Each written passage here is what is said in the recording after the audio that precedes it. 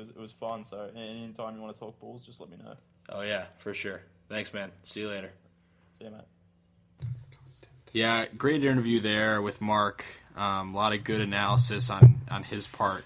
Yep. Blake, your initial reactions to the interview?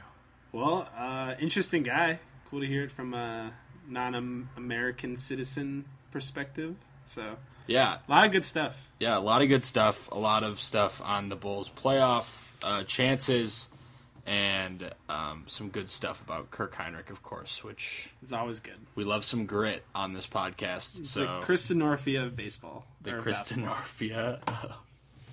I think Kirk's had a more successful career. Yes, he has. But does he have a rap? He doesn't. We got to still put the link to that Kristanorfia song there. All right. So I'm going to talk a little bit of Bulls here before moving on. Jimmy Butler recently came back from that left knee strain, played one game against Houston and put up some monster numbers and battled James Harden all the way through. Really impressive game from the Bulls. You can tell the defense was a lot better with Jimmy in there, and the ball movement was very nice. And even Derek and Powell both contributed too, so it's good that that three-headed monster kind of was all contributing together. Yeah. However, the next game in Milwaukee, after a practice or two, Jimmy's knee kind of swelled up. And if you're a Bulls fan, you've heard this story before. Many times. About possibly rushing a player back, and now... Heard a lot of criticism this week. Yeah, I was not happy. Yeah. I am somebody, if it's your star player, if you have a star player on your team, a guy who just signed you a new contract, I don't care where you are in regards to like postseason positioning, you have to make sure that that guy's going to be healthy and good to go. Mm-hmm. Fortunately, the swelling went down today, and they believe there's no structural damage, so we'll see how he is on Thursday if he plays against the Spurs. But I was not happy about it. The Bulls training staff, I think, is an absolute joke. Yes. And then you kind of need to move on. Yeah, they definitely need to reevaluate their staff moving forward because there's just so many issues that come up every year. I'm sick of it. And you heard players after the game like Mike Dunleavy, who's always good for a soundbite, saying it's almost comical at this point. It's almost like people are like laughing at us because of how many like little injuries. Aaron Brooks left the last game. You had Taj still dealing with that hamstring problem a bit. Mm-hmm. And, you know, it is kind of getting comical as like a diehard Bulls fan here.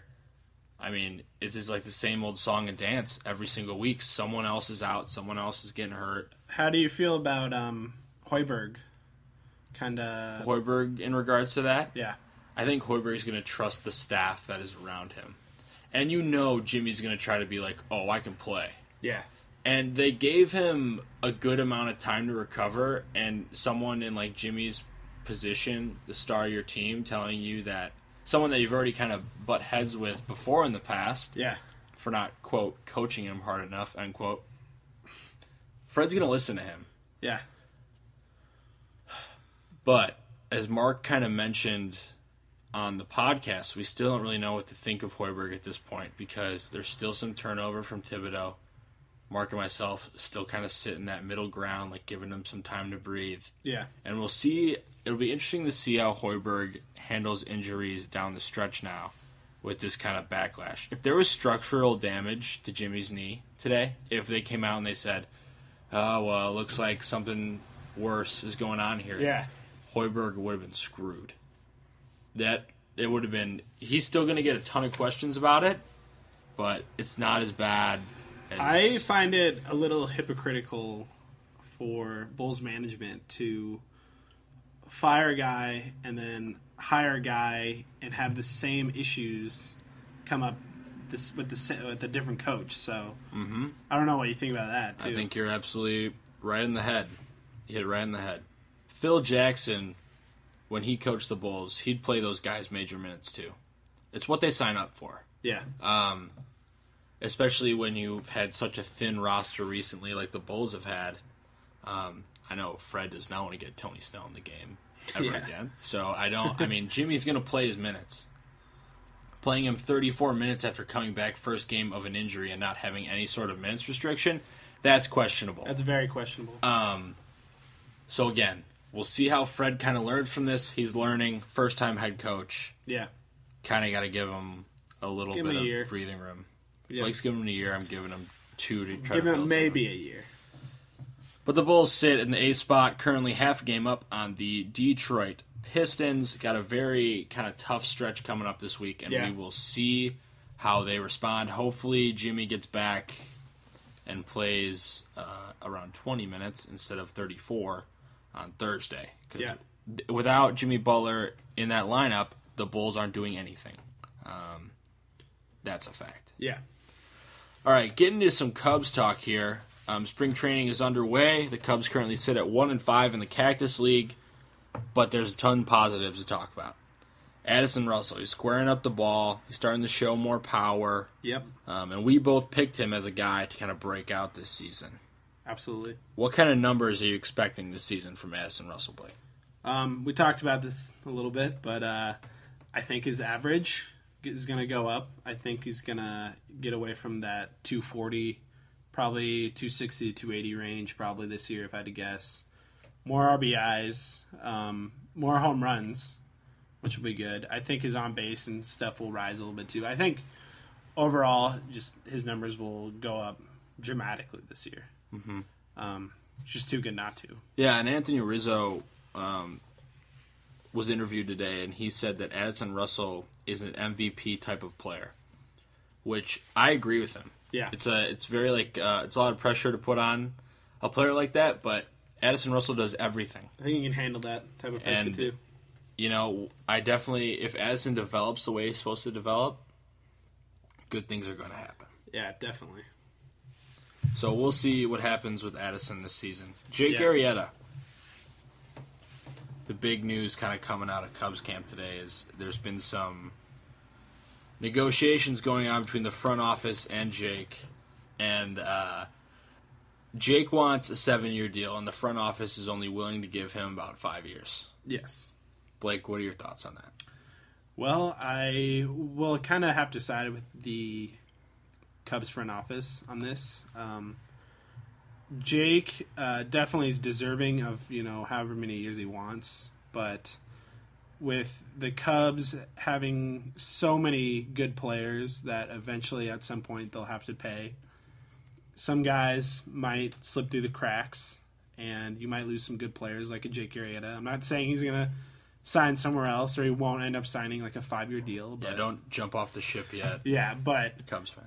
They're going to have to find different ways to, spend their money. They can't just sign everyone to huge deals. So sign everybody. He's kind of the first piece they have to really deal with this. Mm-hmm. And you're going to have to deal with the contracts of a Chris Bryant, the Addison Russells, the Schwarbers. You won't have to deal with them for a while, but you will have to deal with them at some point. Mm-hmm. And you're going to lose some good players. It's inevitable. That's sports. It's sports. It's how the business works. So we don't know what's going to happen with Jake Arrieta. I'm hoping they can come to terms on a 5-year deal or something like that. And I think winning helps that. Yeah. We've mentioned before, winning solves just about everything. If the Cubs go out and win a World Series and Jake Arrieta never has to buy dinner again in his entire life, I think he would kind of reconsider and be like, okay, maybe we'll... And he's made it very clear that he wants to be here. We'll just see if the two sides can kind of come to an agreement. The thing with Jake is he spent the first part of his career trying to find his game, He never really got that big payday. And so now he's really trying to make up for lost time and get that payday from the Cubs. So we'll see. We'll see what happens in Jake Arrieta's talks, and we will be monitoring the Cubs situation as they continue to play games that don't matter or don't count. Just before we move on, like to see a lot of different guys showing the power. And some pitchers have been better than others. Adam Warren was kind of okay. Kind of iffy, yeah. Cahill looked okay for his starts. Yes. But there's who else? I thought Clayton Richard looked really good in the times that we've seen him so far this season. Hamill had a pretty decent outing. Yeah. Hendricks, you know what you're going to get with him, but he was hitting his spots and pitching well. We have not seen Lackey, Lester, or Arrieta, but we will see them this week at some point going forward. Yeah. Justin Grimm and Neil Ramirez kind of struggled. Yeah, I saw Neil Ramirez was struggling. Yeah, but there's a lot of time left. So their first starts. Cahill, I don't know if you saw he was hitting 93, 94 on the radar gun, which is extremely encouraging. Yeah. And apparently he's been working on his changeup and a lot of different things. So Trevor Cahill's been a bright spot as well. Yeah. So we'll see how the Cubs pitching develops, and as they start to kind of make cuts, we'll see who's still around. Yeah, a lot of pitchers to cut. A lot of pitchers to cut. So. And also we've seen some Albert Almora play, and Wilson Contreras, who's been real good. Who's been great defensively. A lot of people are talking about Almora. Yeah, I'm a big fan of him, and he's apparently gained a lot of muscle and a lot of weight. So shout out to Albert, man. Keep doing your thing. Yeah. All right, Blackhawks. Blackhawks had a pretty good week this week, including a victory over their arch-rival Detroit Red Wings. That means that the Hawks have now swept the regular season series with the Red Wings. Yes. Those games, Panarin and Kane have 8 points total in those two games, which is extremely encouraging, and Detroit sucks. Yes, Detroit sucks. Overall, just in those two games, just great play from Kane. I did it last week. It happens. It happens. Names blend together. Yeah. Canarin.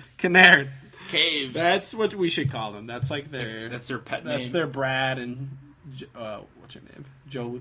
Angelina. Jolie.